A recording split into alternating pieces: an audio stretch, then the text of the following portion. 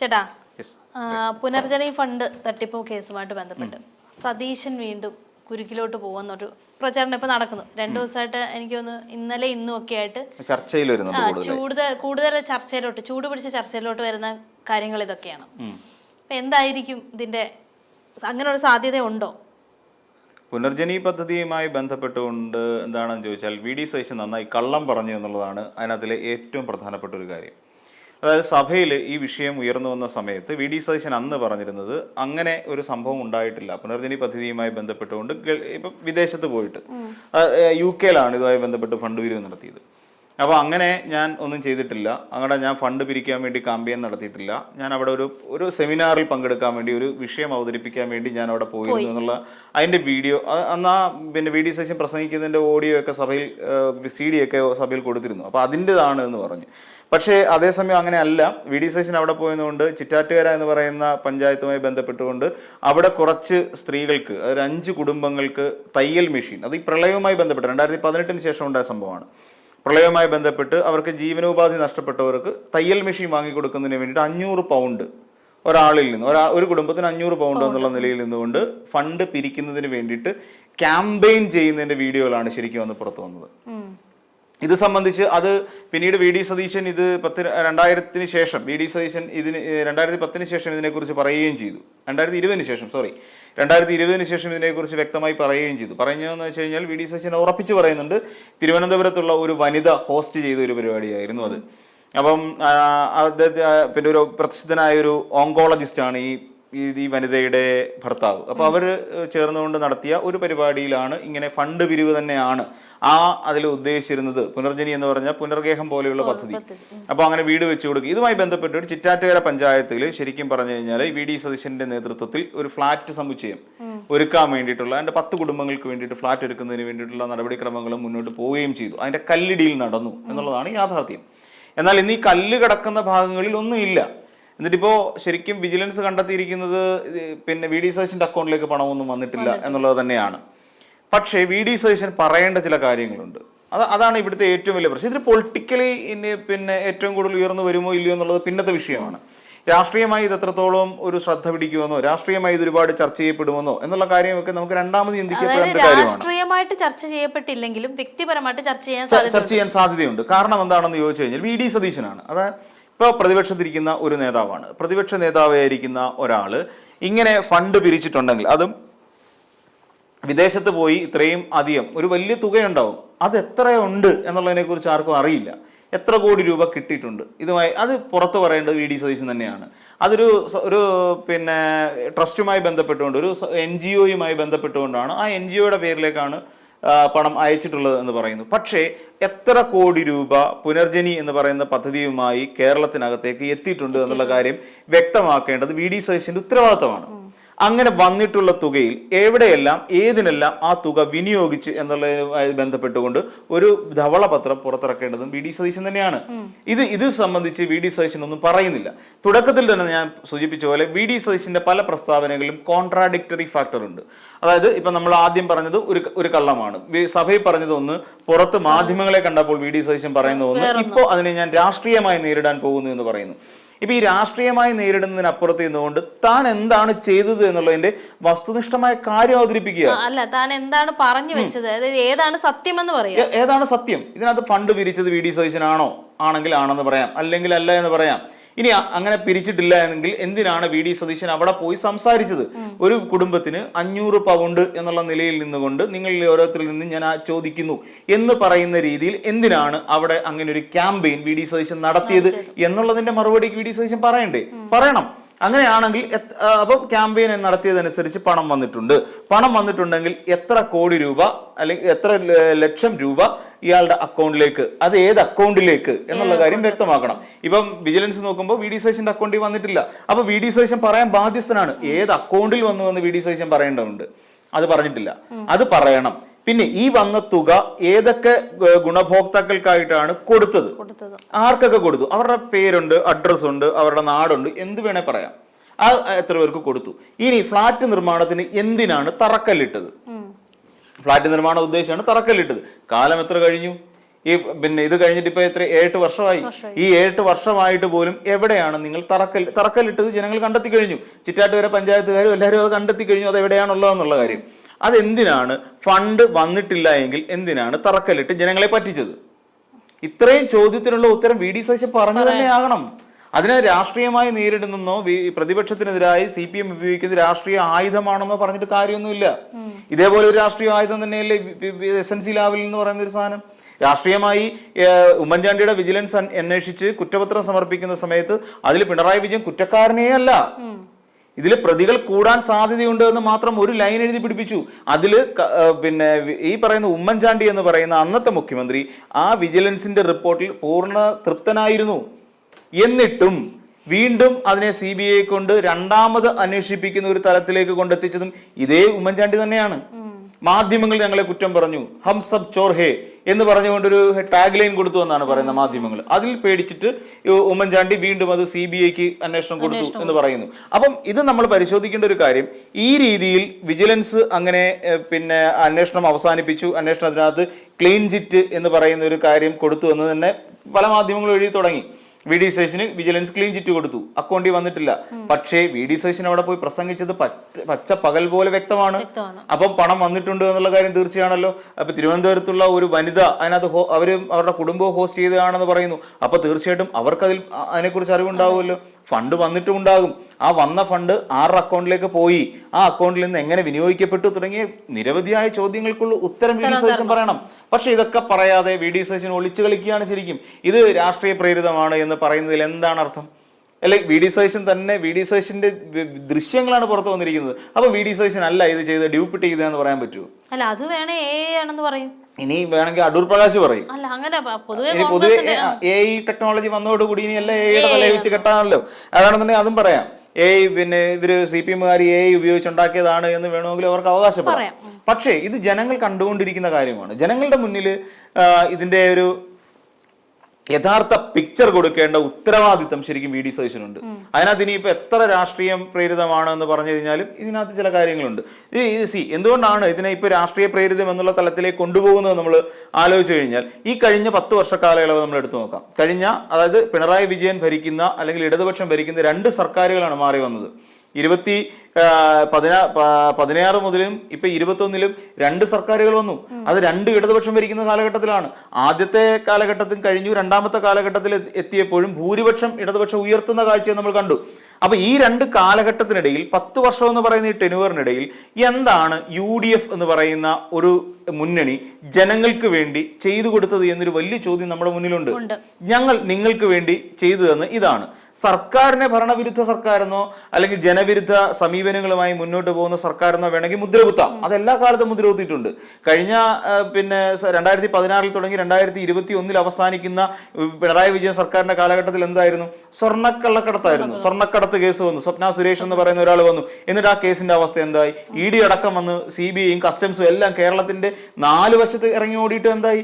ആ കേസിൽ തിളയ്ക്കാൻ കഴിഞ്ഞില്ല എന്ന് മാത്രമല്ല, അന്നുണ്ടായിരുന്ന ഭൂരിപക്ഷത്തെക്കാൾ കൂടുതൽ ഭൂരിപക്ഷം മെച്ചപ്പെടുത്തിക്കൊണ്ട് ഇടതുപക്ഷ സർക്കാർ വീണ്ടും അധികാരത്തിൽ വരുന്ന കാഴ്ച നമ്മൾ കണ്ടത്. പക്ഷേ ഈ 10 വർഷക്കാലവും UDFനെ സംബന്ധിച്ചിടത്തോളം ഒരു നേട്ടം എടുത്തു പറയാനുണ്ടോ? നമ്മളിത് മുന്നേ ചർച്ച ചെയ്തപ്പോൾ പലപ്പോഴും ഈ വിഷയം വന്നിട്ടുണ്ട്. അതായത് പ്രതിപക്ഷത്തിരുന്നിട്ടും ഒന്നും ചെയ്യാത്ത ഒരു സർക്കാർ, ഒന്നും ചെയ്യാൻ പറ്റാതെ പോയതാണ് കോൺഗ്രസ്സുകാരുടെ ഏറ്റവും വലിയ പരാജയം. കാരണം ഇവരുടെ ഇതിനകത്ത് മൊത്തം എന്തോ തമ്മിലടി, പെണ്ണ് വിഷയം, അഴിമതി, ഇതൊക്കെ തന്നെയുള്ളൂ. ഫണ്ട് എന്ന് പറയുമ്പോൾ ഫണ്ട് എന്ന് കേൾക്കുമ്പോഴേ കോൺഗ്രസിനെ കണക്ട് ചെയ്തോണം. എവിടെ ഫണ്ട് ഉണ്ടോ അത് മുക്കുക, തട്ടിക്കുക, വെട്ടിക്കുക എന്നൊക്കെ ഉള്ളതാണ് ഇവരുടെ പൊതുവെ ഉള്ള രീതി. അപ്പം ഈ പറഞ്ഞ കാര്യം നമ്മൾ മുന്നേ ചർച്ച ചെയ്തിട്ടുണ്ട്. ചേട്ടൻ ഇപ്പൊ ഈ വെച്ച ക്വസ്റ്റ്യൻ, അതായത് ഇവർ എന്ത് ചെയ്തു, അതൊരു വലിയ ജനം ചോദിക്കില്ലേ? നാളെ ജനം ചോദിക്കും, നിങ്ങൾ ഞങ്ങൾക്ക് വേണ്ടി. ശരി, നിങ്ങൾ പറയുന്നതെല്ലാം ശരിയാണ്, UDF പറയുന്നതെല്ലാം ശരി. ഇവിടെ പിണറായി വിജയന്റെ സർക്കാർ ജനവിരുദ്ധ സർക്കാരാണ്. ആ സർക്കാർ ഞങ്ങൾ വോട്ട് മാറി ചെയ്യാൻ തയ്യാറാണ്, UDFനെ അധികാരത്തിലേറ്റാൻ തയ്യാറാണ് ഞങ്ങൾ. പക്ഷേ നിങ്ങളിൽ ഞങ്ങൾ എങ്ങനെ വിശ്വസിക്കണം എന്ന് ജനം ഒരു ചോദ്യം ചോദിക്കുന്നേ. ആ ചോദ്യത്തിന് എന്താ ഇവർക്ക് മറുപടി പറയാനുള്ളത്? കഴിഞ്ഞ UDF ഭരണ കാലഘട്ടത്തിൽ UDF ഭരണത്തിന്റെ കാലഘട്ടത്തിൽ ജനത്തിന് ഒരിക്കലും വിശ്വാസം എടുക്കാൻ കഴിയില്ല. കാര്യം അന്നാണ് ബാർക്കോഴ ഉണ്ടാകുന്നത്. ഇപ്പൊ തൃപ്പൂണിത്തുറ MLA ആയിട്ടിരിക്കുന്ന പകുതി ബോധം പറഞ്ഞു തുടങ്ങിയിരിക്കുന്ന കെ ബാബു പിന്നെ അന്ന് ഇതിനകത്ത് ഉത്തരവാദിയായിരുന്നു ബാർക്കോഴയായിട്ട് ബന്ധപ്പെട്ട്. അന്ന് എക്സൈസ് വകുപ്പ് മന്ത്രിയായിരുന്നു. അതിന് പിന്നെ തുടർന്ന് എന്താണ് സൈൻ ബോർഡ് അഴിമതി, നമ്മുടെ ഹൈവേകളിൽ സൈൻ ബോർഡ് സ്ഥാപിക്കുന്നതുമായി ബന്ധപ്പെട്ട് അഴിമതി ഉണ്ടായി. അന്നും ഉമ്മൻചാണ്ടി സർക്കാർ അതിന്റെ ഉത്തരവാദിത്വം പറയേണ്ടതുണ്ട്. അബ്ദുറബ് എന്ന് പറയുന്ന ഒരാൾ കേരളം വിദ്യാഭ്യാസ വകുപ്പ് ഭരിച്ചുകൊണ്ടിരുന്ന കാലഘട്ടത്തിൽ ഇവിടെ എന്തൊക്കെ കൊനഷ്ടകൾ ഉണ്ടായി എന്നുള്ള കാര്യം അക്കാലഘട്ടത്തിലെ 10ാം ക്ലാസ് പഠിച്ച കുട്ടികൾക്കറിയാം.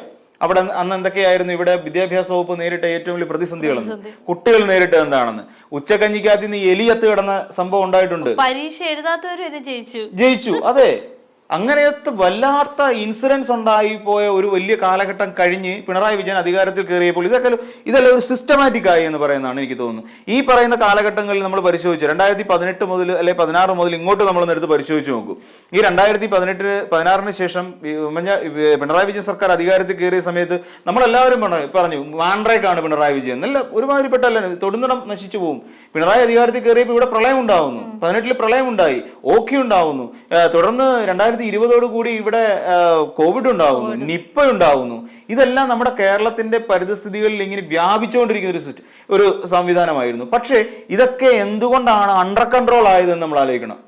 ഞാൻ ഈ പറയുന്ന പല ഭാഗങ്ങളിലും, അതായത് പ്രളയം ഉണ്ടായതിനു ശേഷം ഇതിന്റെ പ്രളയത്തിന് ശേഷമുള്ള കാര്യങ്ങൾ റിപ്പോർട്ട് ചെയ്യാനും സ്റ്റോറീസ് ചെയ്യാനും ഒക്കെ ആയിട്ട് ഞാൻ പോയതാണ് പല ഭാഗങ്ങളിൽ. അപ്പം കേരളത്തിന്റെ വിവിധ ഭാഗങ്ങളിൽ പോയ സമയത്തൊക്കെ അത് പ്രളയം കഴിഞ്ഞതിന്റെ പിന്നാലെ ആണെങ്കിൽ പോലും പല ഭാഗങ്ങളും, ഇപ്പം ചെങ്ങന്നൂര്, ഈ പറയുന്ന തിരുവനന്തപുരം എന്നൊക്കെ പറയുന്ന സ്ഥലങ്ങളിലൂടെയൊക്കെ യാത്ര ചെയ്യുന്ന സമയത്ത് നമ്മൾ കാണുന്ന കാഴ്ച, അതിൽ നിന്നൊക്കെ കുറെ അധികം ആളുകൾ മോചിതരായി കഴിഞ്ഞിരുന്നു. നഷ്ടപ്പെട്ട പലതും അവർ വീണ്ടെടുത്തു തുടങ്ങി.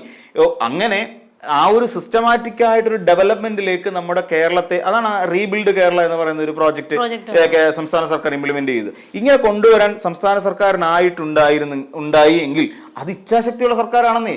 അത് ജനങ്ങൾക്ക് വേണ്ടി ചെയ്തു കൊടുത്തതാണ്. 2020 കോവിഡ് വന്നിട്ട് സർവ്വതും അടച്ചു മൂടി നമ്മൾ വീട്ടിലിരിക്കുന്ന സമയത്ത് നമ്മൾ പട്ടിണി കിടക്കാതിരുന്നെങ്കിൽ, നമ്മുടെ വീട്ടിലേക്ക് കൃത്യസമയത്ത് ഭക്ഷ്യക്കിറ്റുകൾ എത്തുന്ന ഒരു സാഹചര്യം ഉണ്ടായിട്ടുണ്ടെങ്കിൽ അത് നമ്മുടെ സംസ്ഥാന സർക്കാരിന്റെ വിജയം തന്നെയാണ്. അത് ആ സർക്കാർ ഒരു ഡിസാസ്റ്റർ ഉണ്ടാകുമ്പോൾ ആ ഡിസാസ്റ്ററിനെ വളരെ കൃത്യമായി മാനേജ് ചെയ്ത് നമ്മളെ രക്ഷിച്ചെടുക്കുന്ന ഒരു സമീപനത്തിലേക്ക് അവർ പോയത് കൊണ്ടാണെന്നേ, അല്ലാതെ വേറൊന്നുമല്ല.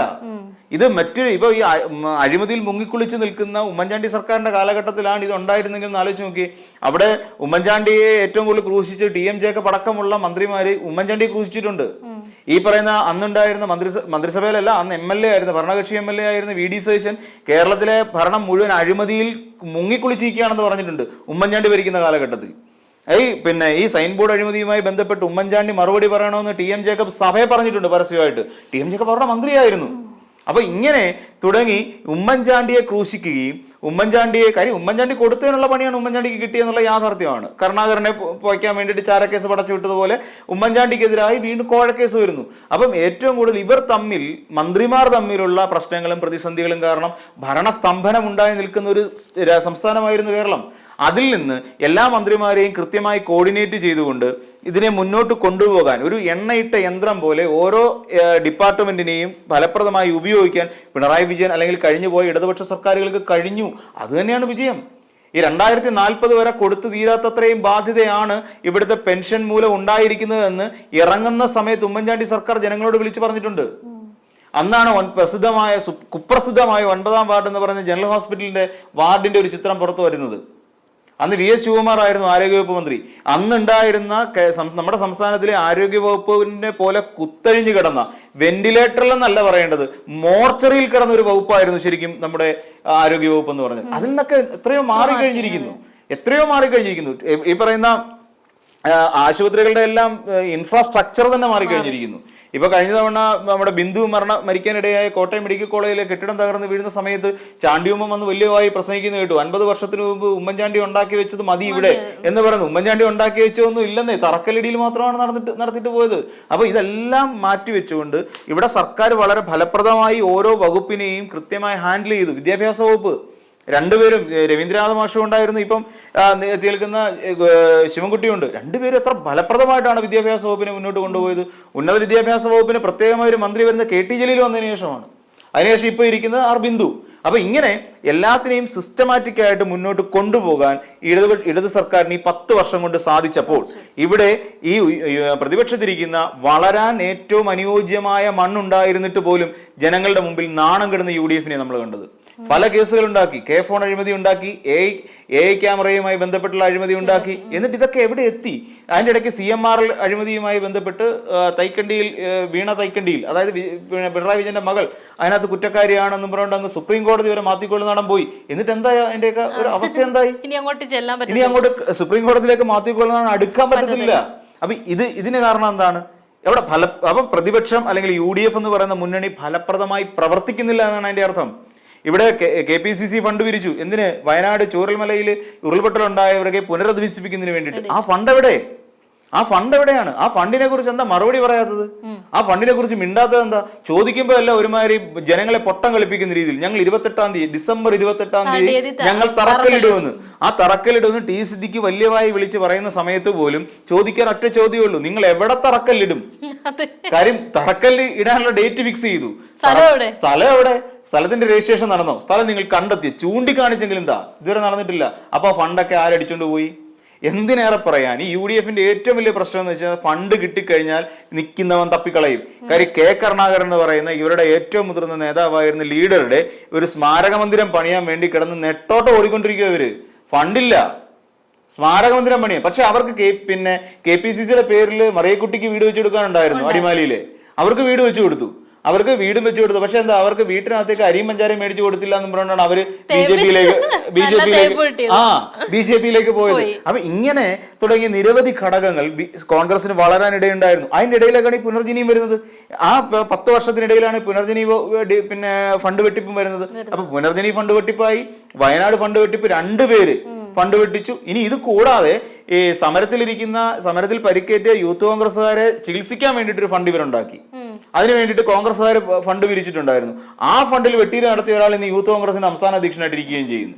അപ്പൊ ഇതൊക്കെയാണ്. ഇത് മൊത്തത്തിൽ നമ്മൾ ചിന്തിച്ചു കഴിഞ്ഞാൽ ഇവരെ വെട്ടിപ്പും തട്ടിപ്പും മാത്രം. പിന്നെ പുട്ടിന് പീര ഇടുന്ന പോലെ പെണ്ണ് കേസും ഉണ്ട്.